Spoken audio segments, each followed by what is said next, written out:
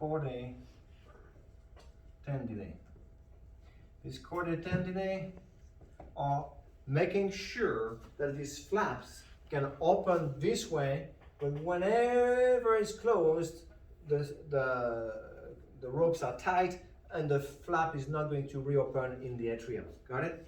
So it goes one way, closed, cannot go up. So far so good? Okay. Then the blood is going to drop where? Well, this blood came back from the body. It is poor in oxygen, so where do you think we are going next? Where? Lungs. The lungs. So this is going to the lungs. Okay, now, what is that called? It is a, what? Vein or artery? Artery is going away from the heart, so it's an artery. It's going to the lungs, so it's called the pulmonary artery. Okay? If I go from here, that blood is going back to the heart, so what are these? Veins. And they're coming from the lungs, so we call them pulmonary veins. And I put an S because we have 4 of them. The pulmonary arteries, we had 2 of them. And usually, let me see here. Come back here. Why is this one by itself? I'm missing. Oh, here it is. Straight from here, we have a pulmonary trunk that divides to left and right pulmonary arteries. Okay? So we will look at that in detail. The lungs come in, put some oxygen into that blood. The blood is coming back to the heart through the veins. We have 2 on the left, 2 on the right, so 4 pulmonary veins. Going back right here, and that is called the what? The left atrium. The left atrium, and the blood is going to drop from the left atrium right here into what we call the left ventricle.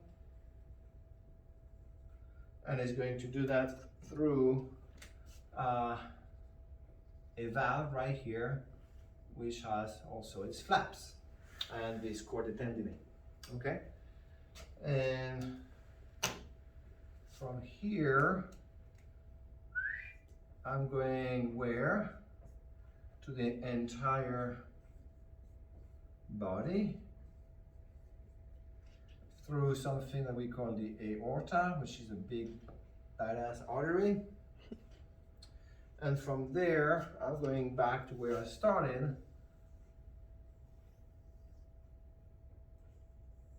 Right? Superior inferior vena cava, and I start all over again.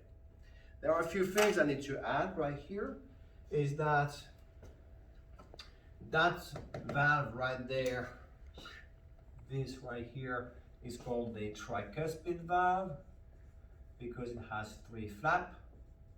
And the tricuspid valve is also called the right AV valve, AV for atrioventricular valve.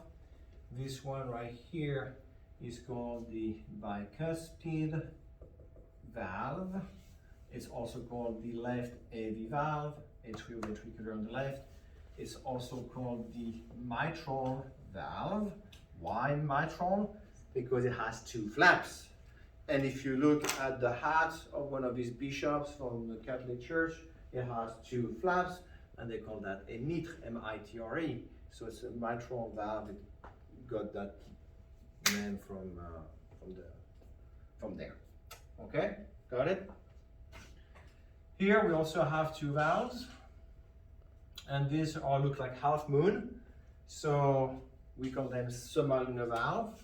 And right there is my right semilunar valve, which is also called the pulmonary valve, pulmonary valve, or pulmonic, depending on the textbook you've got. And right there is my left semilunar, and that's its name, and it's also called the aortic valve. And I think I covered everything you need to know right now. Good? All right, so I really want you to know that by heart, no pun intended, because if you do, you can answer a bunch of questions about what's what where. And I'd like you to realize that we have blue on the right, red on the left. By convention, blue means that it's deoxygenated, and red means oxygenated. It doesn't have to do with artery and vein, because look, these are veins, and they are blue. That's an artery, blue. Veins, red, artery, red, okay? So yes, most arteries are red. All of them are except for the pulmonary artery. Most of the, what did I say? Veins. You just said Vein and then artery. after the artery, so okay, all right, let's wait the back. Sorry. All of the veins are blue. All of them are blue except for the pulmonary vein that is red. All of the arteries are red except for the pulmonary artery that is blue. All right? Got it? Yes. Okay. So, do you want me to redo it and we do it together, or you just want to do your own drawing now from that, or what do you want to do? Do it again. Do it again. All right. Let's do it again. And take notes now. So now you have an idea of where we are heading and how big of a page you need.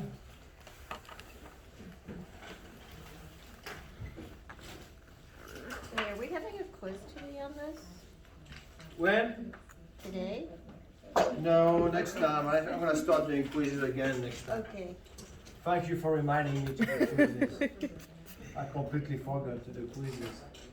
No, like, we Thank just you. had tests today.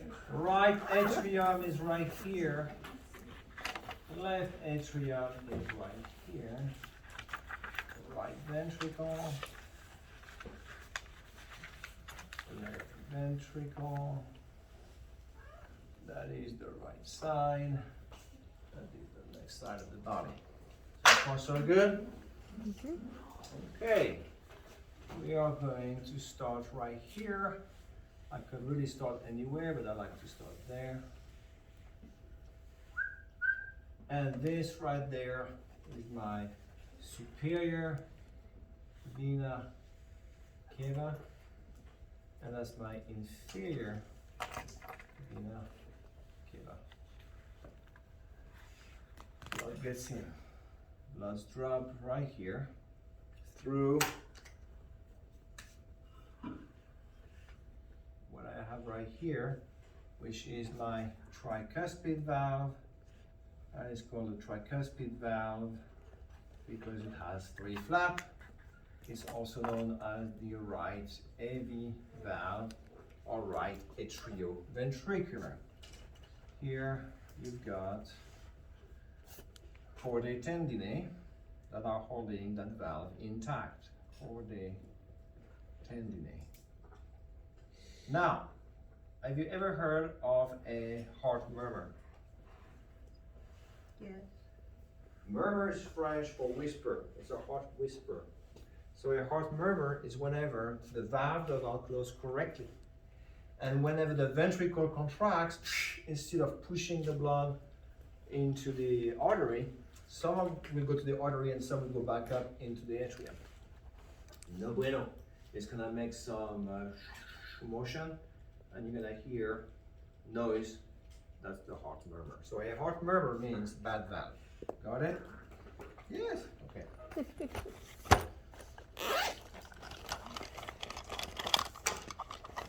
Here we have the pulmonary artery, and that pulmonary artery goes where? Lungs. To the lungs.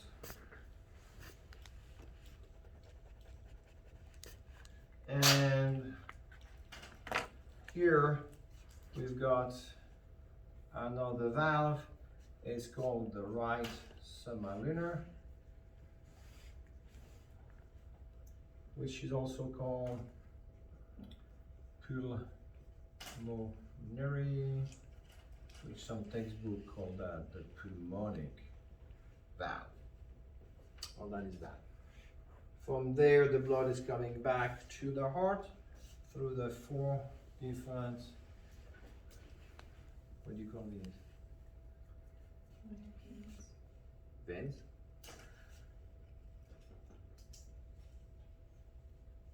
Okay. So these are my 4 pulmonary veins.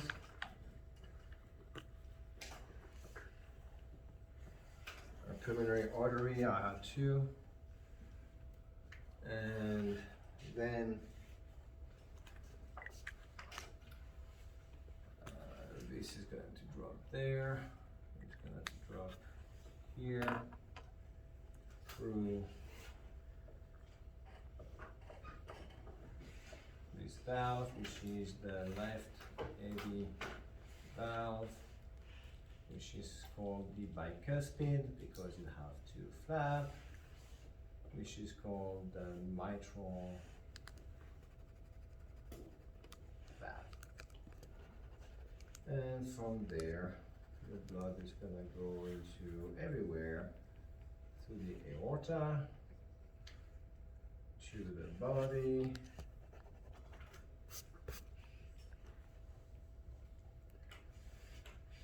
it's going to go through that valve right here, which we call the left summa lunar, because it looks like half moon, which is the same as the aortic valve.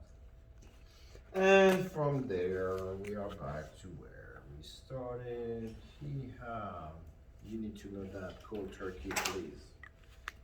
So with the pulmonary veins and the arteries, so when you say that there's 4, where are the 4? Veins? Yeah. Okay.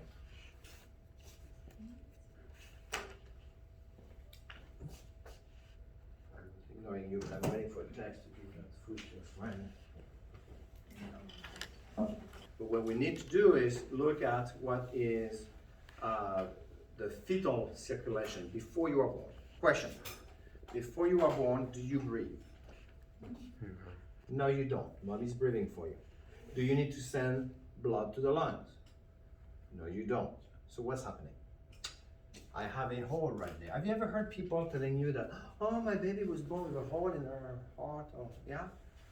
To that, my answer is, so everybody's born with a hole in their heart. It's normal. What you're trying to say is, as everybody else, your baby was born with a hole in his heart. But unlike everybody, the hole did not close within 30 minutes of birth. Okay? So right there you have a hole, flaps.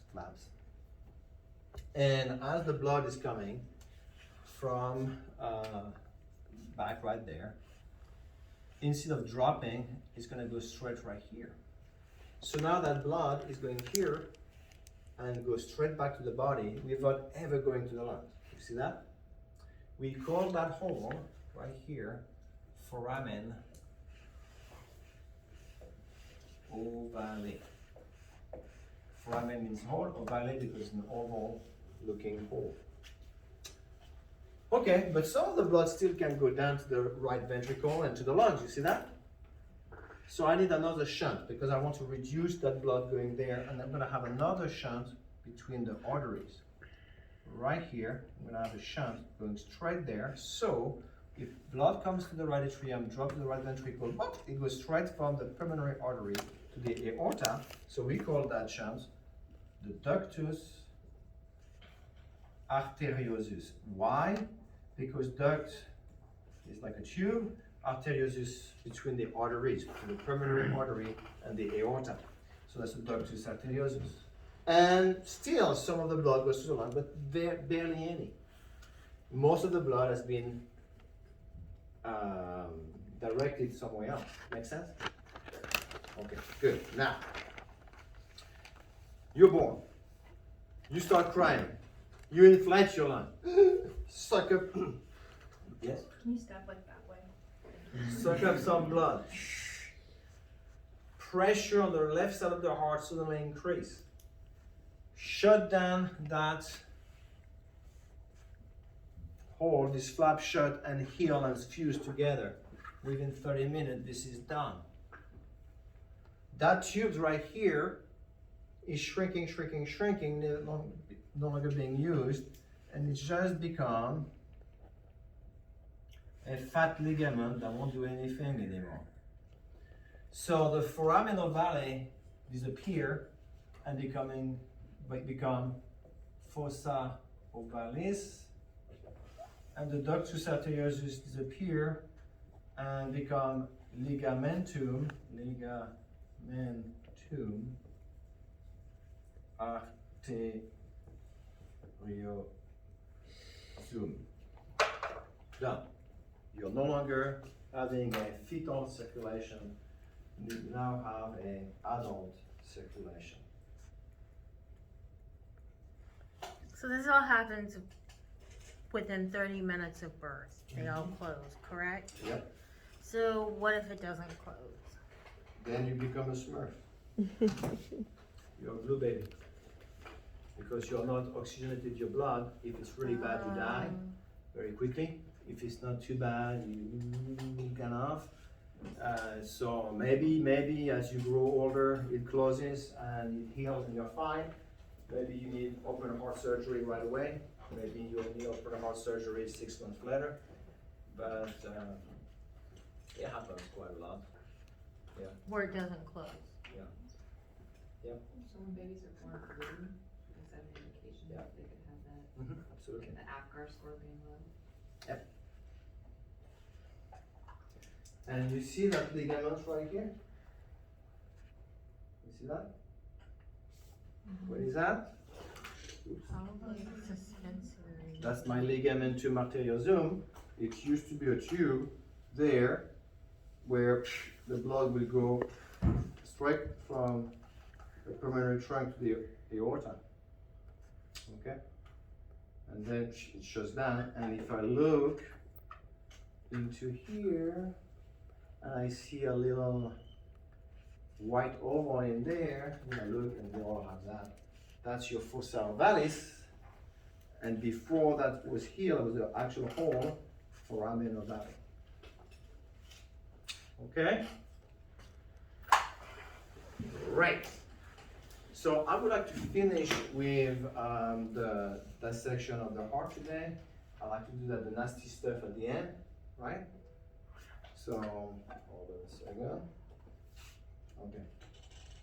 So I'm gonna now explain to you how we do blood pressure. I'd like you guys to take your own blood pressure or the blood pressure of your friends, right? If you have no friends, I'll be a guinea pig. I hope you have friends, right? Can I erase that? Oh. Not yet. Okay, now you can. Yep. Okay. All right, let me erase that. A good friend of mine taught me when I started to teach, he said, whenever you erase your board, you always do it up and down. I'm listening. What am I hearing? Putting it blood, I'm at the stethoscope right here. What am I hearing? Nothing. It's nothing to hear. Nothing.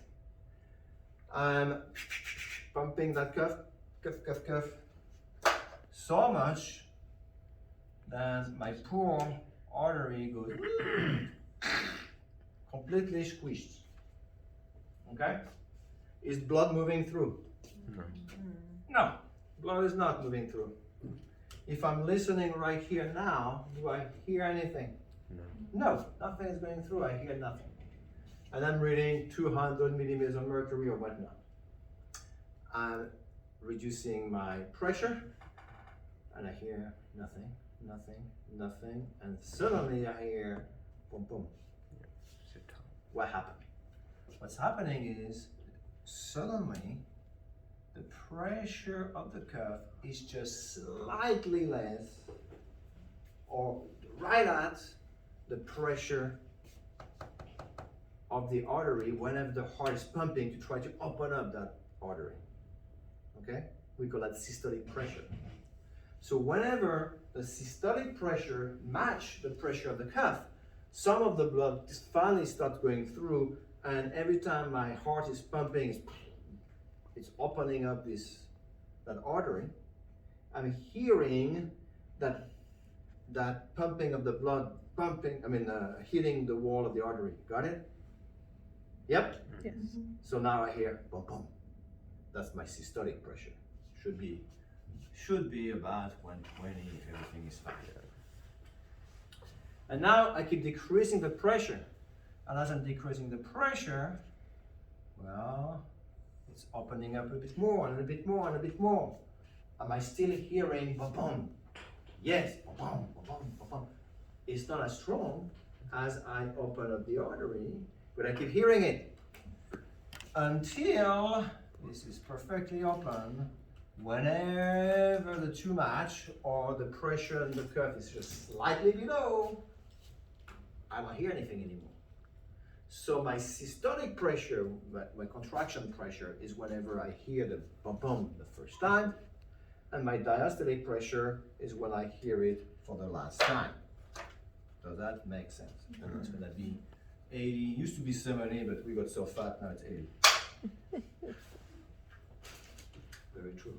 When I was in school, it used to be, hold on a second, here we go. I'll be right back, give me 1 second. Like you guys, it was 120/70. Now it's 120/80. Wait a few more years, it'll be 140/90.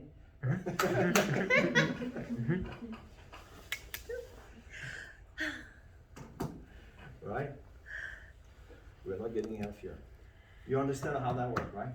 Okay, so now, does it matter which artery I use to measure blood pressure? I've been told yes. Which one? I've been told to use your left arm because that's the side it hurts on. It makes no difference left or right. Why? Look, look. It's a close. It goes up here, right? And then it divides. Your left and your right should have the same pressure on your left and right. Should be the same. But you want it as close to the heart as possible. That is as close to the heart as this is when it comes to circulation.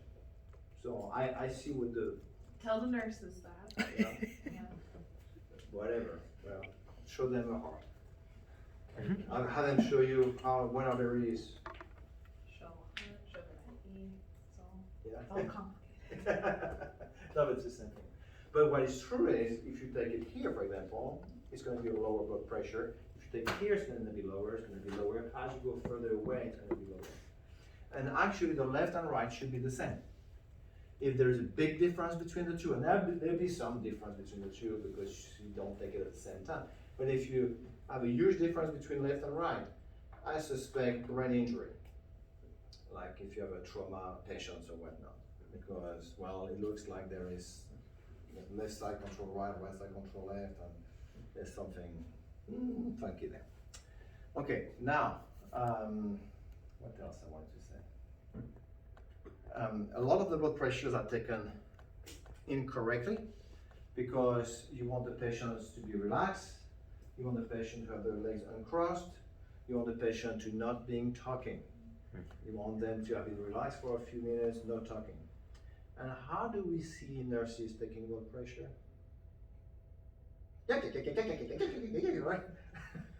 They're trying to go faster, and they take your blood pressure, and they do this and they do that, and oh, you're elevated. Well, yeah, it's gonna be elevated in that case, right? So anyway, we also have the white coat effect, where some patients have elevated high blood pressure just because it's taken. But if you do that at home, relax, it's normal, so there you go. And one thing that you really have to be careful is to put the hand up, not like this, but like that, so you have a beautiful view of the artery, okay? All right? So we've got some stethoscopes and sphygmomanometers.